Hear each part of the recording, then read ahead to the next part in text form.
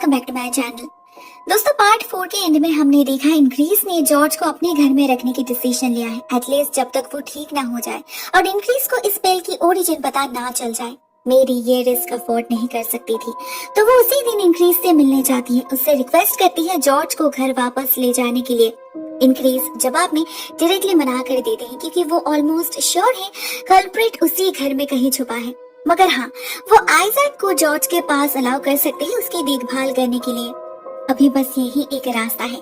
Isaac को manipulate करने में कोई प्रॉब्लम नहीं होगी, मगर समय बहुत कम है। किसी भी वक्त जॉर्ज का सेंस लौट सकता है। मेरी को जो करना है जल्दी करना होगा। तो उसी दिन मेरी आइजैक को एक लिक्विड देती है जॉर्ज को पिलाने के लिए। कहती है ये पेन किलर है, मगर असल में ये बेहोशी की दवाई थी। आइजैक काफी इनोसेंट है, वो मेरी के जाल में फंस गया और जॉर्ज को वो दवाई पिलाने लगा। लेकिन ऐसा कब तक चलेगा? मेरी को इसका कोई परमानेंट सोल्यूशन ढूंढना ही होगा, नहीं तो ये इंक्रीज उसका खेल खत्म कर देगा। ग्रैंड राइड भी पास आ रहा है, तो मर्सी उसे आइडिया देती है क्यों ना वो इंक्रीज को ही मार डाले या फिर मिस्टर सिबली को। वो नादान है, नई नई पावर मिली है उसे, इसीलिए खुद को सबसे शक्तिशाली मान रही है। वो समझ नहीं पाई इंक्रीज भी इक्वली पावरफुल है, उसे मारना उतना आसान नहीं होगा। और मिस्टर सिबली अगर वो नहीं रहेंगे तो सेलेम भी मेरी के हाथ से गया, उन्हें कोई और सोल्यूशन ढूंढना होगा।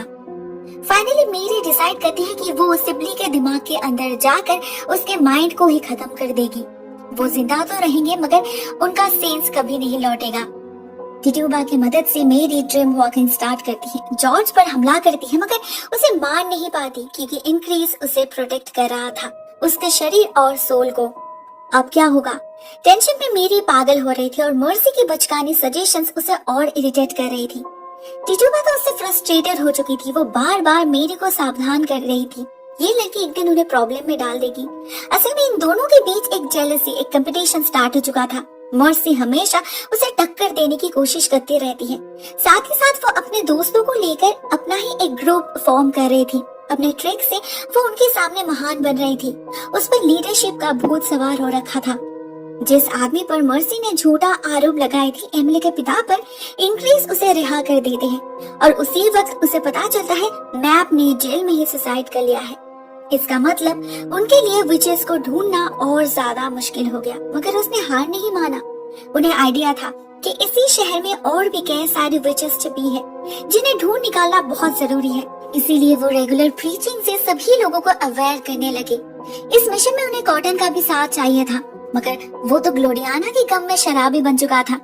इधर एमिली के पिता आजाद होते ही अपने बेटी को थ्रेट करने लगे, लेकिन इस बार वो तैयार थी उनका सामना करने के लिए। रात के अंधेरे में सभी लड़कियां मिलकर उस आदमी को पीट पीट कर मार डालते हैं और उसके लाश को ले जाकर क्रैक में फेंक देते हैं। उन्हें यकीन था मर्सी उनकी रक्षा करेगी। मर्सी जैसे उनकी गॉड मदर बन चुकी थी। टिट्यूबा को उसका इंटेंशन बिल्कुल भी ठीक नहीं लग रहा था। वो मेरी को समझाती भी है, लेकिन जब उसे समझ आया तब तक बहुत लेट हो चुका था। उस रात जब आइजैक जॉर्ज को दवाई पिलाने जाता है, इंक्रीज उसे देख लेता है, बहुत मारता है उसे। मजबूरन आइजैक को भी मेरी का नाम बोलना ही पड़ता है। इधर उनके अनजाने में कहीं से एक स्पाइडर आकर जॉर्ज के मुंह में घुस जाता है। जब इंक्रीज चेक करता है तो उसे जॉर्ज के मुंह में सुनहरे जाल दिखते हैं। उसी वक्त इंक्रीज कॉटन और बाकी सिलेक्टमैन के साथ मेरी के घर जा पहुंचते हैं। उसे यकीन था ये उसी दवाई का असर है। डर से मेरी के हाथ पैर कांपने लग गए थे, फिर भी वो उनका सामना करती है। खुद वो दवाई पी कर दिखाती है। वो तो चुड़ैल है, उस पर इसका कोई असर नहीं होगा। अब इंक्रीज कंफ्यूज्ड हो जाते हैं, अगर ये दवाई कार्य नहीं तो ये सब कैसे हुआ? कॉटन बताता है हो सकता है वो जाल किसी विचेस फेमिलियर का काम हो। इसी पॉइंट पर मर्सी अपना गेम शुरू करती है। उसे पता था टिट्यूबा की फेमिलियर एक स्पाइडर है, तो वो सारा दोष उस पर डाल देती है, जबकि इस वाले स्पाइडर को उसी ने भेजा था जॉर्ज के पास। ये उसी का प्लान था टिट्यूबा को अपने रास्ते से दूर भेजने का। उसका प्लान काम कर जाता है। इंक्रीज उसी वक्त टिट्यूबा को अरेस्ट कर लेते हैं और शुरू होता है उस पर टॉर्चर। टिट्यूबा सिर्फ मेरी की सर्वेंट नहीं थी, उसकी दोस्त भी थी, her one and only true ally. वही आज इंक्रीज के हाथ बंदी है, न जाने कितने टॉर्चर झेलने पड़ेंगे उसे मर्सी पर बहुत गुस्सा आ रहा था। क्यों किया उसने ऐसा? भले ही मर्सी कहती है उसने जो किया मेरी को बचाने के लिए किया, मगर उससे मेरी का भरोसा उठ चुका था। मेरी नेक्स्ट डे इंक्रीज से अपील करने जाती है। वो मामूली सी लड़की विचक्राफ्ट कैसे प्रैक्टिस कर सकती है, मगर ज्यादा फोर्स करने से इंक्रीज का शक मेरी पर भी जा सकता था, तो मेरी ज्यादा कुछ बोल भी नहीं पाती। इस सब के बीच मिस्टर हिल बहुत शांत दिख रहे थे। बहुत मिस्टीरियसली कहते हैं टिटूबा इस मौके का फायदा जरूर उठाएगी।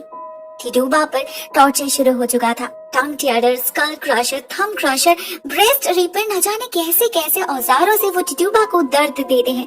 सबसे खतरनाक था एक चोक पियर नाम का टूल, जिसे लड़कियों के प्राइवेट पार्ट में डाला जाता था।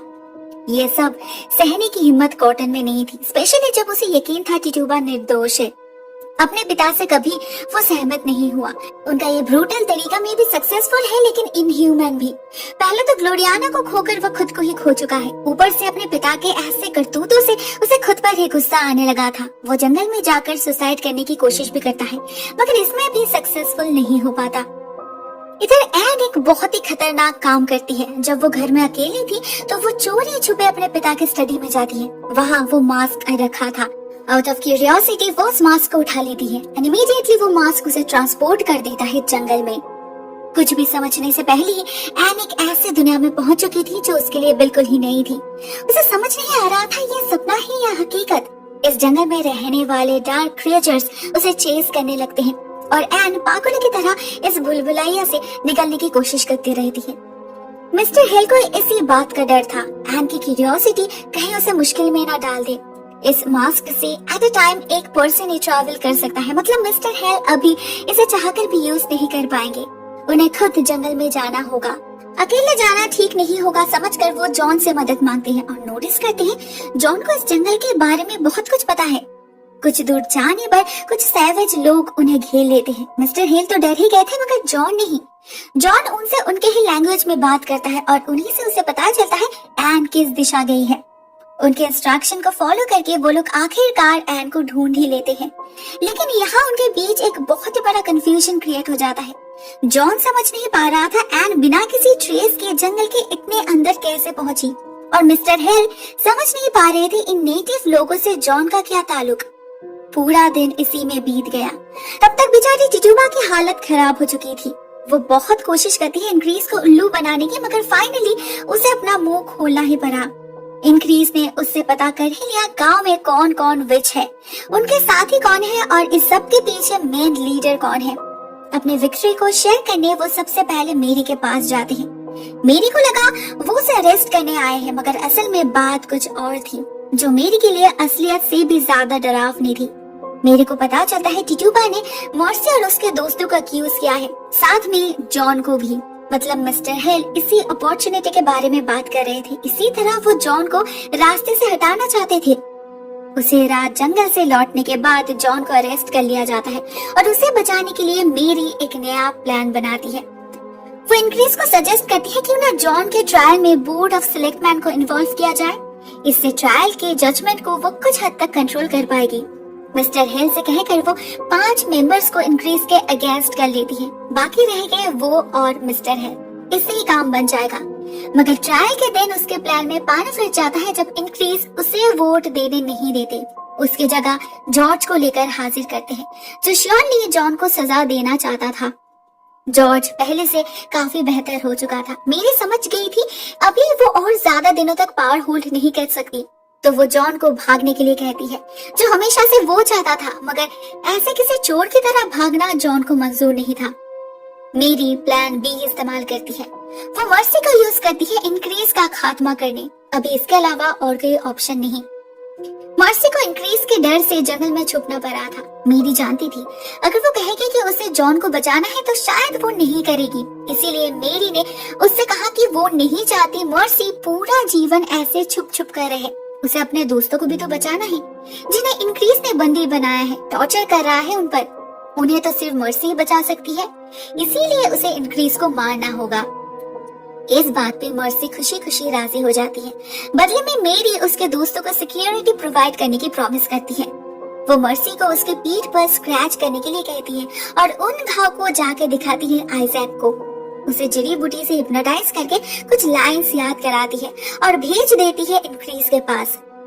आइजैक उसे जाकर कहता है उसने मर्सी को देखा है जंगल में। उसने उसका पीछा भी किया, मगर मर्सी कहीं गायब हो गई। अब इंक्रीज के अलावा उसे और कोई ढूंढ नहीं सकता। इंक्रीज ऐसे मौके को छोड़ना नहीं चाहती थी। वो तुरंत भागती है जंगल में मर्सी के तलाश में और मर्सी उस पर हमला कर देती है। लेकिन वो अकेली इंक्रीज के लिए काफी नहीं थी, इसीलिए मेरी भी उसकी मदद करती है। अपनी शक्ति से वो घर बैठे ही इंक्रीज को कमजोर बनाने लगती है, मगर इतना कुछ करने के बाद भी मर्सी उसे मार नहीं पाती। उल्टा उसके औजार से आइजैक घायल हो जाता है। रात में इंक्रीज मेरी को अपने घर बुलाता है आइजैक को दिखाने के लिए। वो बिल्कुल श्योर थे ये उसे मारने का एक प्लान था जिसमें किसी ने आइजैक को यूज किया। कोई नहीं चाहता कि वो जिंदा रहे, मगर वो कौन है ये उसे नहीं पता। उधर मिस्टर हेल के लिए एक नई मुसीबत हाजिर हो चुकी थी।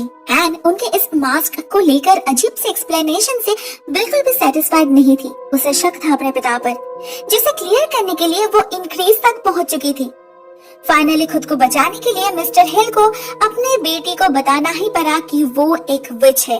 एन को पता चला अपने पिता के असलियत के बारे में और शायद अपनी भी, क्योंकि इसी पॉइंट पर उसे पता चला कि वो मास्क सिर्फ विचेस को ही ट्रांसपोर्ट करती है, मतलब वो खुद भी अपने पिता की तरह एक विच है। इस रिवलेशन के लिए एन बिल्कुल भी रेडी नहीं थी। वो बिलीव ही नहीं कर पा रही थी कि वो खुद एक विच है। तो वो जाती है कॉटन के पास, उससे कहकर अपने शरीर में विचेस निपल का खोज करवाती है। लेकिन कॉटन इतना ऑकवर्ड फील कर रहा था कि वो ठीक से देखता तक नहीं। लेकिन हमें एन में उसकी विच सेल्फ दिख जाती है। इसके बाद हम कॉटन को देखते हैं। वो बेचारा पिछले कुछ दिनों से खुद से लड़ रहा है, लड़ते लड़ते थक चुका है वो। क्लोडियाना तो जा चुकी है, अभी वो अपने एक लौते दोस्त को खोना नहीं चाहता। वो डिसाइड करता है कि वो जॉन को डिफेंड करेगा। उसे यकीन है उसके पिता गलती कर रहे हैं। उसने बार बार अपने पिता को समझाया है, लेकिन इंक्रीज तो जॉन को फांसी से लटकाने के लिए बेताब है। वो मर्सी के दोस्तों को भी बहुत टॉर्चर करते हैं। बेचारी लड़की तब भी मर्सी के लिए ही वेट कर रही थी। इधर ग्रैंड राइड पास आ चुका था। अभी भी 5 सैक्रिफाइसेस बाकी थे, तो एल्डर विचेस मेरी को फोर्स करते हैं जल्दी काम करने के लिए। उन्हें मैलम मिल चुका है और पूर्णिमा की रात भी करीब है। बाकी 4 तो मेरी को अरेंज करना होगा, लेकिन जॉन की मौत निश्चित है। वैसे भी एक बार ग्रैंड राइड कंप्लीट होने पर सेलिम में जो महामारी शुरू होगी उससे कोई बच नहीं सकता। तो वो आज मरे या कल, क्या फर्क पड़ता है? फर्क पड़ता है मेरी को। उसके जिंदा रहते वो जॉन को कुछ होने नहीं दे सकती, इसीलिए वो पूरी कोशिश करती है उसे सेफ रखने की। पता नहीं उसे क्या सोचती है। वो मर्सी से कहकर उन लड़कियों को बताती है कल ट्रायल में जॉन के खिलाफ गवाही देने के लिए, मगर इससे जॉन का रिस्क बढ़ नहीं जाएगा? God knows.